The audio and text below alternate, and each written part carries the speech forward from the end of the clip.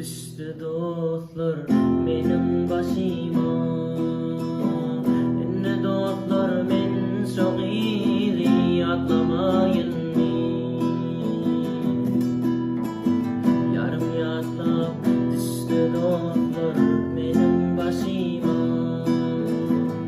Ne dostlar men çok iyiydi atlamayın mi?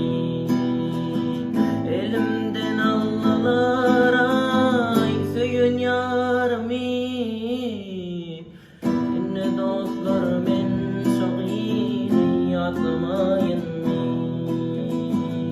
Ne dostlar benim çok iyiydi atlamayın mi?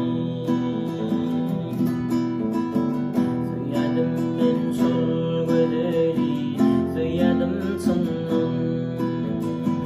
Geçirdim canımdan öldüm, geçmedim sonum.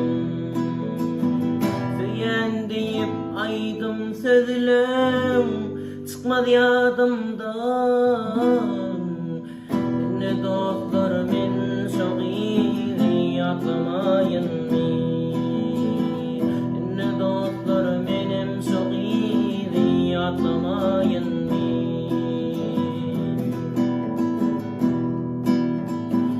Benim söyünlerimi kime sattılar? Özümün önüne dostlar toyum tuttular.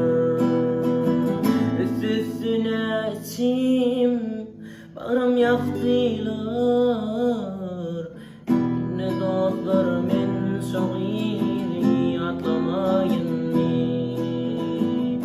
Ne dostlar benim çok iyiydi atlamayın mi?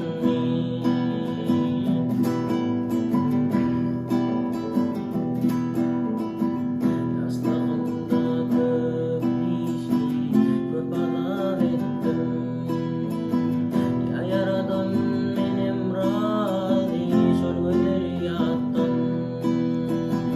Ol gıydanladı hatizay olsun baktinar. Ne dostlar men çok iyiydi atlamayın mi?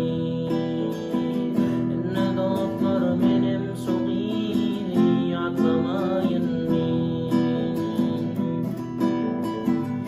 Söyledim ben sol bedeli, söyledim sınırım. Geçirdim canımdan öldüm, geçmedim sonum. Söylen deyip aydım sözlüm, çıkmadı yadımdan. Ne dostlar men